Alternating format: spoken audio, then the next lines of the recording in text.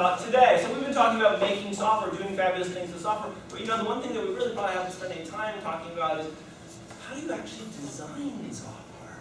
You guys have had homework problems, right? So how do you design your homework problem? Well, I didn't really design it. I just sort of did it, right?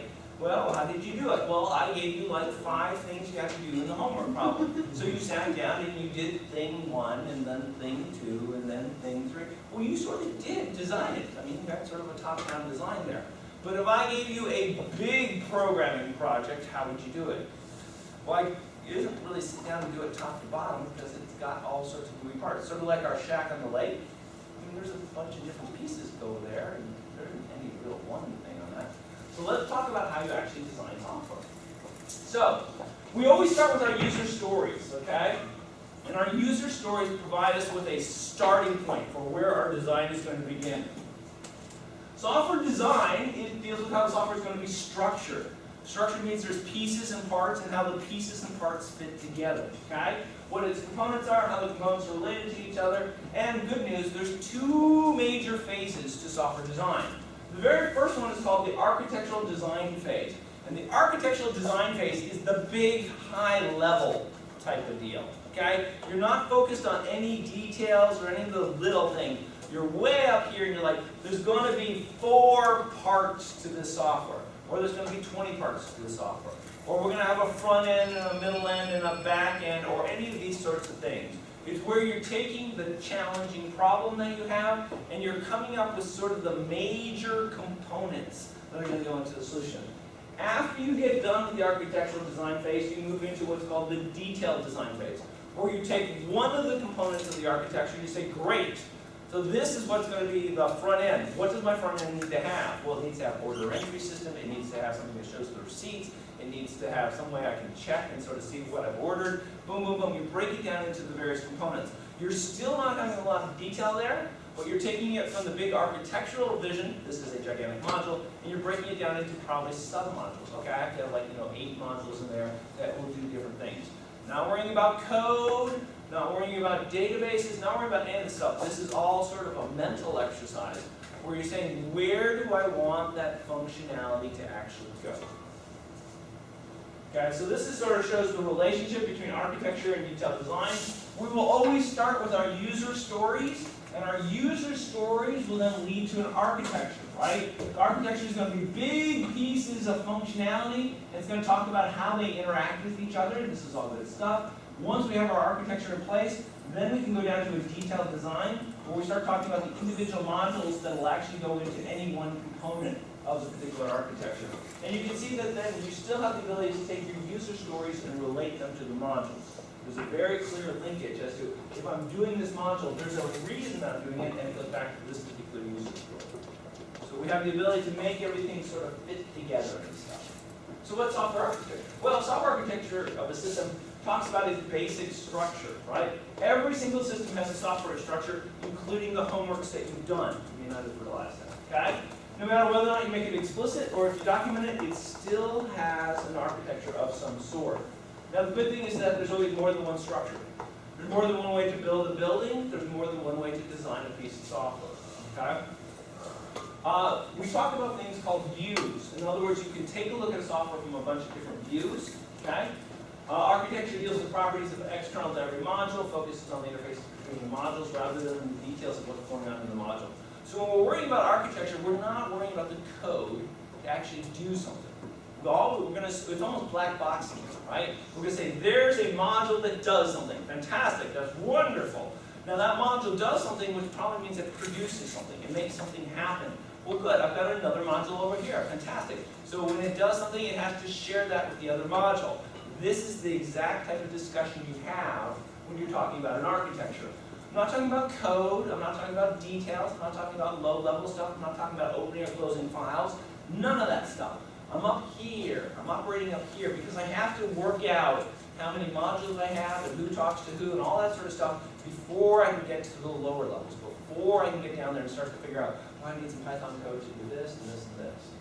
All right, views are what we talk about when we say, hey, I I want to look at that software architecture. Well, fabulous. You can look at a software architecture in a bunch of different ways. Each way is called a view. There's a logical view, a process view, a subsystem decomposition view, and a physical architecture view. And instead of talking about these until we go bored, how about go ahead with an example? You remember our shack on a lake example, right? Yes. Well, we want to have a logical view of it. Well, remember we had 3,000 users, review, stay, payment record, package selection, travel arrangements, DVD, choose a view, room service, and of course, a reservation. Well, from a logical view, you know, most of the stuff was based on making a reservation, because that's really what the system was designed to do. So if I have a reservation, I can worry about payment records, I can worry about package selection, I can worry about making travel arrangements, DVDs, choosing a view, and room service, and all that information is somehow going to be associated with the reservation that the person is trying to make. Now there are a couple of other things, such as reviewing my stay and having the system support up to 3,000 users. They've got nothing to do with a reservation, but they're still in the system. And that's what this logical view shows. Now, another way of looking at exactly the same architecture is what's called a process view. And a process view says, I do this, I do this, I do this. So take a look. I designed my system to support 3,000 users. I sign on to the website. I go ahead and pick a package. I pick what travel arrangements I want. I choose the view that I want for my room. Then I pay. After I've paid, I'm going to worry about room service, DVD, and reviewing my stay. Bam. These are the same thing. It's just two different views of the same architecture. Hey, if you like those ones, I've got another one for you. Subsystem decomposition view is basically talking about how your solution is going to interact with the outside world. Payment records are going to have to interact with the kids at MasterCard and Visa. Okay? Travel arrangements is probably going to have to hook into like airlines and rental cars and stuff like that. Reviewing the stay will probably have to hook into like all those social media sites. And 3,000 users is probably going to have to hook into the underlying hardware that's actually serving the system to make sure that it's doing what it's got to do and stuff like that. Yet another view of pretty much the same software architecture. And we've got one more view that we can take a look at. Is the physical architecture view. And this actually shows the components, the systems that we have.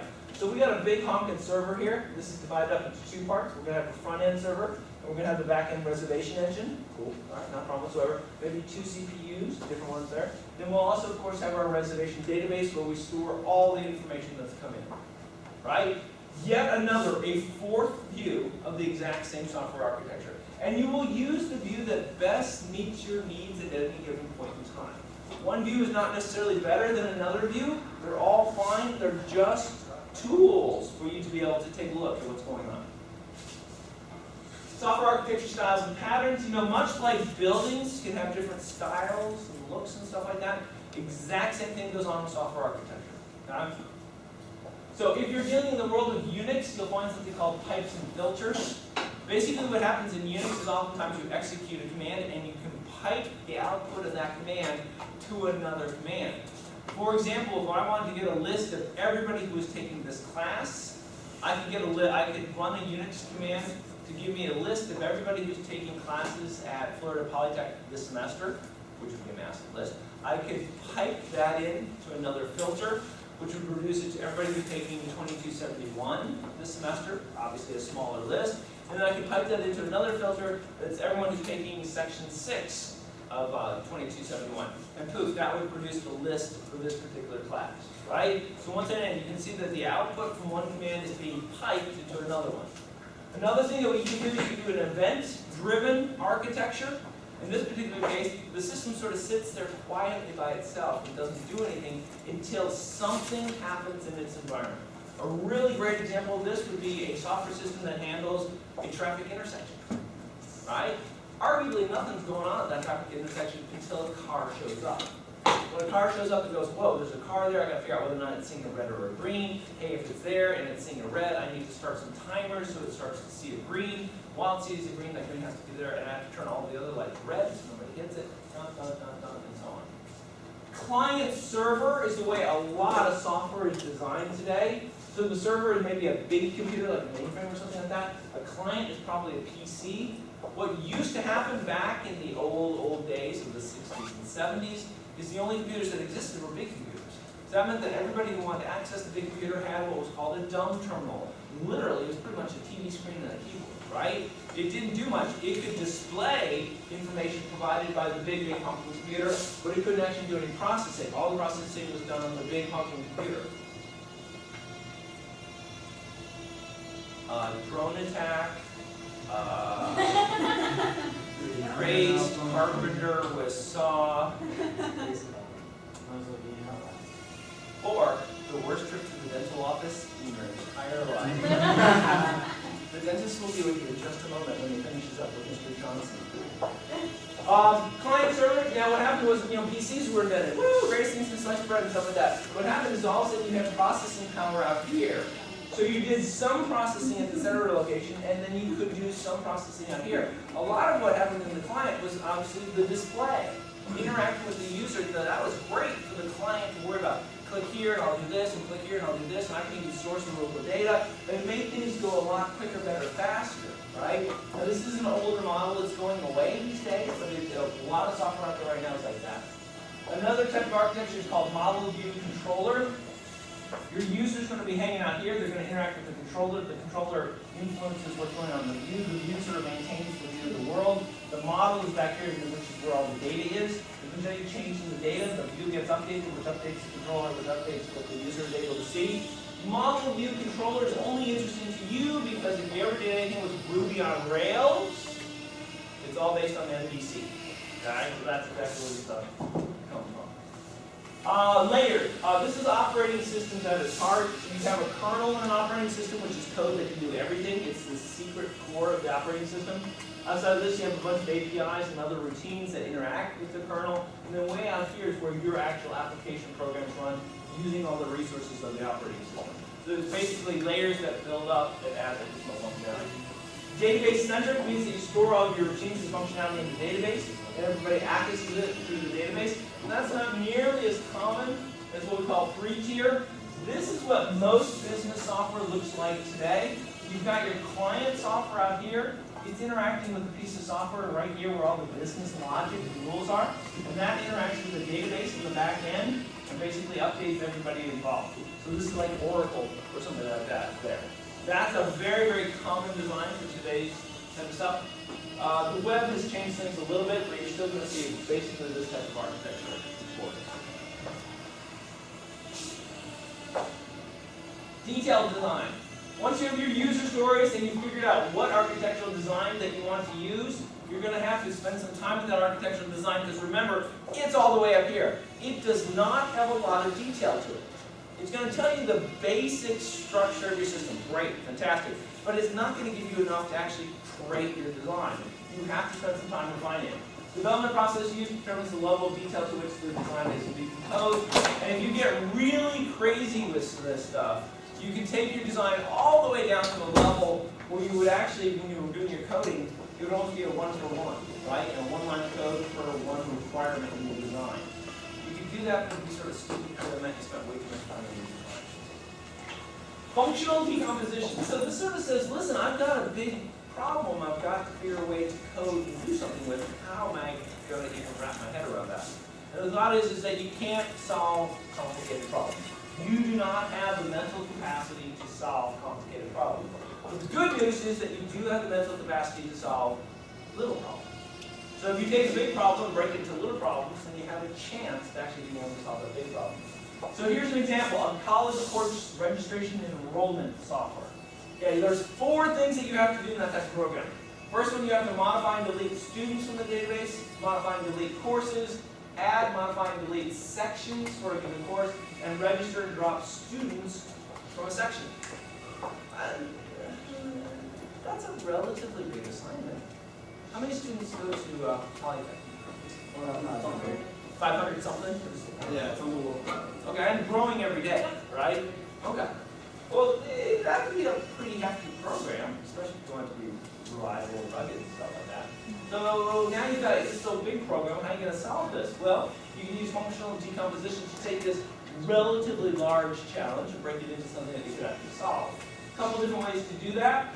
So here's your main program. You've got handling students, add, modify, delete, courses, add, modify, delete, sections, add, modify, delete, and then you've got registration, register, and drop. And you give everything a number so you can sort of tell where everything fits, 3.1, 3.2, 3.3, and stuff like that. This is one perfectly good architecture. You functionally decompose it into this, but it's not the only solution. Here's another way. So you've got main there, you've got student, courses, sections, registration, and then in your database, you've got your add, modify, and delete. So you, instead of replicating that functionality here, you squished it all over there. I can do stuff with students and courses and sections and registration, but if I'm going to make changes, it's all going to be made over in the database. So which design is correct? Well, they both are.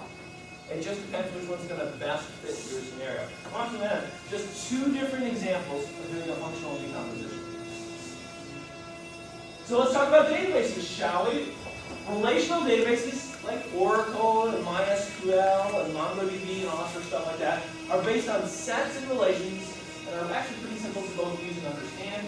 Information is stored in tables with rows and columns. You know, in this class, we've done tables with rows and columns.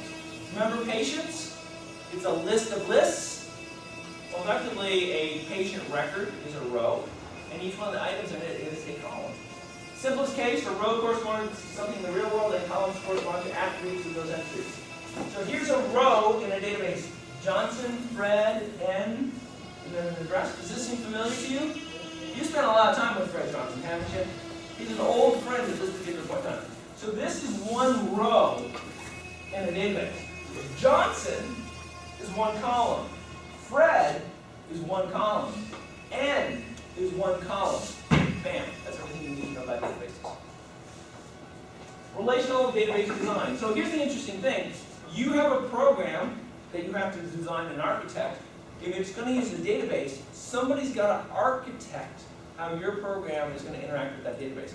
So a database is fabulous and wonderful, and you can configure it 1,000 different ways, but somebody's going to have to design what portion of that database you're going to use. Is it going to have one table or 100 tables? What are those tables going to have in them? Each one of the fields in the table is going to have characteristics. It's going to be a number, it's going to be a string, it's going to be a gigantic block of text, it's going to be something. So somebody's going to have to design what the database for your program looks like, right? There's 4 phases to going about doing this. It's called data modeling, which is where you sort of come up with a graphical representation. I've got a client record, I've got what they've ordered, I've got the shipping process, and I've got the receipt. Okay, great. You know, what do those look like? What kind of data do they have associated with them? And what's the relationship between those pieces of data? A logical database design is basically where you work out the tables. You work out the tables and then the relationships between the tables. Physical database design, and this comes down to what kinds of data types do you want to use. Integer, float, string, giant block of text, etc., etc. And then the last part of it is deployment and maintenance. So which database software are you going to use? Not all database software is created the same. Different software is good at doing different things. Microsoft makes a product called SQL Server. It's actually really good software. There's no question about that, but you have to pay for it. There's MySQL, there's MongoDB, there's Postgres. Those are all free, available database software packages, but there's not a lot of support for them. There's communities, but there's no person you could actually pay necessarily to support on that one. So you got to make choices on which one you're going to use. Okay? You got to figure out where it's going to be stored and, of course, what kind of hardware you're going to use. Is your database just going to be on one server, or are you going to distribute it over a whole bunch of different servers? You've got lots and lots of choices. So what did we cover today? So we went over requirements. We talked about architecture and also how you do detailed design. We talked about software architecture styles and patterns. There's a lot of different ways to do the same thing. Okay? And then we ended up talking about detailed design. So after you get done with the architecture, after you get done laying it all out, now you start to worry about the actual nuts and bolts of how everything's going to work. Well, that was pretty good then. Whatever shall we talk about next time? Well, look at this. Software support and maintenance. Now remember, we talked about this right off the bat. So you're going to spend 80% of your time doing this stuff. You spend probably like 10 or 20% doing all the cool hand-cranked brand new software. And you spend most of your time maintaining something that's already been written. So it seems like we should probably have a talk about that. There's just a little bit of Python left for us to talk about. Today we'll be talking about the Merriam-Webster dictionaries. How cool is that? I hope we plan on getting back in 15 minutes. I will see you at 9 o'clock.